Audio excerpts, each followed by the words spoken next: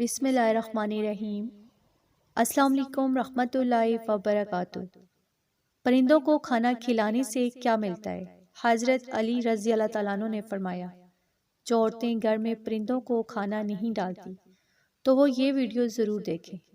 اللہ تعالیٰ نے حضرت انسان کو اشرف المخلوقات بنایا اور تمام مخلوقات سے اس کو برتری اور فضیلت سے نوازا۔ قرآن مجید میں اللہ تعالیٰ نے 4 چیزوں کی بیک وقت قسمیں کھا کر فرمایا تاکہ حضرت انسان کو اپنے منصب اور برتری کا احساس ہو اور ساتھ یا اپنے مقام و منصب کا ادراک بھی ہو۔ اللہ تعالیٰ نے انسان کو صرف بہترین سانچے میں ڈال کر خوبصورت نہیں بنایا، بلکہ انسان کو اس کائنات کا تاجدار بنایا اور ہر چیز کو اس کے لیے مسخر بنا کر اس کی خدمت میں مصروف کر دیا۔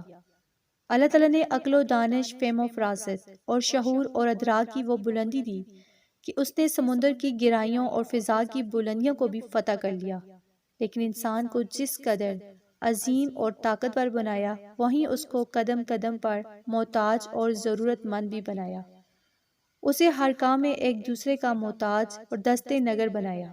ناظرین، ہم میں سے اکثر لوگ یہ شکایت کرتے ہوئے نظر آتے ہیں کہ ان کو اپنی زندگی میں وہ کامیابی نہیں ملتی جس کے وہ اہل ہوتے ہیں۔ تو اس کی کیا وجہ ہو سکتی ہے کہ جتنا انسان طاقت رکھتا ہے، علم رکھتا ہے اور جتنا وہ خود کو اہل سمجھتا ہے، اس کو اتنی کامیابی کیوں نہیں مل پاتی؟ ایک شخص حضرت علی رضی اللہ تعالیٰ عنہ کی خدمت میں حاضر ہوا اور عرض کرنے لگا کہ یا علی، میں روز کام پہ جاتا ہوں لیکن مجھے اس طرح سے کامیابی نہیں ملتی جس کا میں اہل ہوں، اور نہ ہی دن بھر مجھے سکون ملتا ہے۔ تو حضرت علی رضی اللہ تعالیٰ عنہ نے فرمایا، تم ہر دن اور ہر کام کا آغاز کسی اللہ کی مخلوق کو کچھ کھلا کر کیا کرو، دیکھنا تمہارے کام میں کامیابی اور تمہاری زندگی میں سکون آ جائے گا۔ اس نے کہا، یا علی، میرے دامن میں اتنی گنجائش نہیں کہ میں روز کسی کو کچھ نہ کچھ کھلاؤں۔ تو حضرت علی رضی اللہ تعالیٰ عنہ نے مسکرا کر کہا، کیا تمہارے گھر میں ایک اناج کا دانہ تک نہیں ہوتا؟ اس نے کہا کہ ہاں یا علی، میں دن میں 2 یا 3 مرتبہ کھانا کھاتا ہوں۔ تو حضرت علی رضی اللہ تعالیٰ عنہ نے کہا کہ اس کھانے میں سے ایک اناج کا دانہ بھی نہیں نکال سکتے؟ تو اس نے کہا، یا علی، ایک اناج کے دانے کی کیا اوقات ہے؟ تو حضرت علی رضی اللہ تعالیٰ عنہ نے فرمایا، ضروری نہیں کہ اپنی وسعت سے زیادہ دو، لیکن جو بھی دو خلوص سے دو۔ اگر تم صرف ایک اناج کا دانہ اپنے دین کی غذا میں سے نکال کر اللہ کی مخلوق کو کھلاؤ، کسی پرندے کو کھلاؤ، کسی کیڑے کو کھلاؤ، کسی چیونٹی کو کھلاؤ، تو اس غیر مخلوق کی دعا سے تمہارے آنے والے کام بننا شروع ہو جائیں گے اور تمہارے رزق میں برکت ہونا شروع ہو جائے گی، کیونکہ اللہ اپنی مخلوق سے پیار کرتا ہے۔ تم بھی اس کی مخلوق کو اپنے حصے میں سے رزق کھلاؤ گے تو وہ اپنی رحمت سے تمہیں مالا مال کر دے گا۔ تو ناظرین، حضرت علی رضی اللہ تعالیٰ عنہ کے اس فرمان سے یہ ظاہر ہوتا ہے کہ انسان جو شکایت کرتے کہ میں جس کا اہل ہوں، جس کامیابی کا اہل ہوں، وہ مجھے نہیں ملتی، تو اس کامیابی کو حاصل کرنے کے لیے ضروری نہیں کہ آپ کو کوئی بڑے پیمانے پہ آپ کام کریں، حتیٰ کہ اگر ایک پرندے کو کھانا کھلا کر اس کو دانہ ڈال کر بھی اللہ کو راضی کیا جا سکتا ہے، اور آپ جس کام کے اہل ہیں، جس کامیابی کے آپ اہل ہیں، وہ اللہ آپ کو ضرور عطا کر دے گا۔ اسلام میں خدمت خلق کی اہمیت کا اندازہ اس بات سے لگایا جا سکتا ہے کہ اللہ تعالیٰ کی بندگی اور کسی انسان کی مدد کو ایک درجے میں رکھا گیا ہے۔ اس لیے اگر کوئی بیماری کی وجہ سے روزہ نہ رکھ پائے تو ایک روزے کا فدیہ ایک مسکین کو کھانا کھلانا مقرر کیا گیا ہے۔ اگر یہ کہا جائے کہ پورے اسلام کا خلاصہ صرف ایک مختصر سے جملے میں بیان کر دیا جائے تو وہ یہ ہوگا کہ پورے اسلام کا خلاصہ یہ ہے کہ خالق کی عبادت اور مخلوق کی خدمت۔ اسلام اللہ تعالیٰ کا نازل کردہ اور پسندیدہ دین ہے۔ اس دین میں سب سے زیادہ کامیاب انسان اسی کو کہا گیا ہے جو اپنی دینداری کے ساتھ ساتھ لوگوں کے لیے بھی زیادہ مفید اور کارآمد ہو۔ آپ صلی اللہ علیہ وآلہ وسلم نے فرمایا، ساری مخلوق اللہ کا کنبہ ہے۔ اللہ کے نزدیک سب سے زیادہ پسندیدہ بندہ وہ ہے جو اس کے عیال کے لیے سب سے زیادہ نافع ہو۔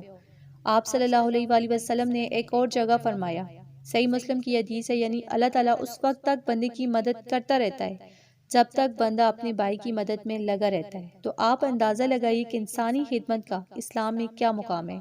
نماز کتنی اہم عبادت ہے کہ آپ صلی اللہ علیہ وآلہ وسلم نے اسے اپنی آنکھوں کی ٹھنڈک قرار دیا ہے۔ حج کے بارے میں آپ صلی اللہ علیہ وآلہ وسلم نے فرمایا کہ جس طرح اسلام پچھلے گناہوں کو ختم کر دیتا ہے، اسی طرح حج بھی پچھلے گناہوں کو ختم کر دیتا ہے۔ حج مبرور کا بدلہ صرف جنت ہے۔ حاجی حج سے لوٹنے کے بعد اس کا حج جو ہے مقبول ہو جاتا ہے تو اس بچے کی طرح وہ معصوم ہو جاتے ہیں جس کو ابھی ابھی اس کی ماں نے جنا ہو۔ روزے کے بارے میں آپ صلی اللہ علیہ وآلہ وسلم کی حدیث قدسی ہے کہ اللہ تعالیٰ فرماتا ہے کہ روزہ میرے لیے ہے، روزے کا بدلہ میں خود دوں گا۔ لیکن جب صحابہ اکرام نے آپ صلی اللہ علیہ وآلہ وسلم سے دریافت کیا کہ سب سے بہتر انسان کون ہے، تو آپ صلی اللہ علیہ وآلہ وسلم نے کسی نمازی، روزہ دار، حاجی اور ہمیشہ تسبیح و اذکار کرنے والے کا نام نہیں لیا، بلکہ آپ صلی اللہ علیہ وآلہ وسلم نے فرمایا کہ بہترین انسان وہ ہے جو لوگوں کو نفع پہنچائے۔ تو ناظرین، اس سے یہ پتہ چلتا ہے کہ خدمت حلق کو ترجیح حیثیت حاصل ہے۔ آپ صلی اللہ علیہ وآلہ وسلم نے فرمایا کہ اسلام کا بہترین عمل کھانا کھلانا اور اسلام کو رواج دینا ہے۔ آپ صلی اللہ علیہ وآلہ وسلم نے فرمایا کہ اسلام کا بہترین عمل کھانا کھلانا اور سلام کو عام کر دینا ہے۔ آپ صلی اللہ علیہ وآلہ وسلم نے یہ بھی فرمایا کہ جو آسودہ ہو کر کھائے اور اس کا پڑوسی بھوکا ہو تو وہ مسلمان نہیں ہو سکتا۔ خدمت حلق سے خدا ملتا ہے۔ آپ صلی اللہ علیہ وآلہ وسلم کی سیرت مبارکہ سے یہ معلوم ہوتا ہے کہ آپ صلی اللہ علیہ وآلہ وسلم کی پوری زندگی خالق کی عبادت اور مخلوق کی خدمت میں گزری۔ خاص طور پر منصب نبوت پر فائز ہونے سے پہلے 40 سال تک مخلوق خدا کی خدمت کو اپنا مقصد بنائے رکھا تاکہ آگے دعوت کی راہ ہموار ہو سکے۔ تو ناظرین، اللہ کے نبی نہ صرف انسانوں کی خدمت کا انہوں نے کہا ہے بلکہ جانوروں کے ساتھ بھی حسن سلوک سے پیش آنے کا کہا ہے۔ ناظرین، اگر آپ کو بھی ایسا لگتا ہے کہ آپ جس کامیابی کے اہل ہیں وہ کامیابی آپ کو نہیں مل پا رہی، تو آج سے ہی اس بات پر عمل کیجئے جو حضرت علی رضی اللہ تعالیٰ عنہ نے کہی ہے کہ صبح گھر سے نکلتے وقت آپ جس کام کے لیے نکلیں، جس کام کے لیے نکلیں اس میں آپ کامیابی حاصل کرنا چاہتے ہیں تو اللہ کی مخلوق کی خدمت کیجئے، اور اس میں آپ کم از کم اتنا تو ضرور آپ کر سکتے ہیں کہ آپ کسی پرندے کو دانہ ڈال دیں، اللہ تعالیٰ اسی کے صدقے آپ کو کامیابی ضرور دے گا۔ صرف انسانوں کی خدمت نہیں بلکہ پوری خلق اللہ یعنی اللہ کی ساری مخلوق کی خدمت اس میں شامل ہے۔ حضور پاک صلی اللہ علیہ وآلہ وسلم نے ارشاد فرمایا کہ بنی اسرائیل میں ایک شخص گزر رہا تھا اور اس کو سخت پیاس لگی ہوئی تھی۔ وہ ایک کنویں میں اترا اور پانی پی کر باہر نکلا۔ اس نے باہر دیکھا کہ کتا پیاس سے بے قرار ہے، چنانچہ دوبارہ کنویں میں واپس گیا اور اپنے موزے میں پانی بھر کر اس کو دانتوں سے پکڑ کر باہر لایا اور کتے کو پلایا۔ اس عمل کی وجہ سے اللہ تعالیٰ نے اس کی مغفرت فرما دی۔ تو آپ صلی اللہ علیہ وآلہ وسلم نے خدمت کے حوالے سے صحابہ اکرام کی ایسی تربیت فرمائی تھی، اور اس تربیت کے صدقے سے صحابہ اکرام کا خدمت حلق کے شعبے میں ایسا مزاج بن گیا تھا کہ دنیا کی تاریخ اس کو کوئی اور مثالی نمونہ پیش نہیں کر سکتی تھی۔ اور پھر بعد کے مسلمانوں میں بھی یہ مزاج جو ہے باقی رہا، اور انہوں نے اس کے لیے اپنی قیمتی سے قیمتی جائیدادوں کو راہ خدا میں وقف کیا، اور یتیم خانوں اور اسپتالوں کی تعمیر کی، پانی کے لیے بہترین انتظامات کیے گئے، نہریں اور کنویں کھدوائے، درخت لگوائے۔ اگر تمہارے لگائے گئے درخت یا پودے سے پرندہ کھا لے تو یہ بھی صدقہ ہے۔ تو ہمیں یہاں پر بھی اپنا محاسبہ کرنے کی ضرورت ہے کہ ہم اپنے گریبان میں جان کر دیکھیں کہ ہم اللہ کی مخلوق کی کتنی خدمت کرتے ہیں۔ ہم نے تو یہ بھی دیکھا ہے کہ ایک گھر میں فضول خرچی کی جاتی ہے جبکہ ساتھ والے گھر میں بچے بھوکے سوتے ہیں۔ تو آج ہم اگر ناکام ہیں اپنے مقاصد میں، ہمیں اپنی زندگی کے مقاصد حاصل کرنے میں ناکامی کا سامنا ہے، تو اس کی سب سے بڑی وجہ یہ ہے کہ ہم خدمت حلق کو بھول چکے ہیں جس کا سبق اللہ کے نبی نے ہمیں دیا ہے۔ تو آئیں آج سے عہد کرتے ہیں کہ نہ صرف ہم خدمت حلق انسانوں کا خیال رکھیں گے بلکہ چرند پرند جانوروں کا سب کا خیال رکھیں گے انشاءاللہ۔ تو اگر آپ کو ویڈیو اچھی لگی اسے آپ نے لائک کرنا ہے، شیئر کرنا ہے اور چینل کو سبسکرائب کرنا ہے۔ جزاک اللہ۔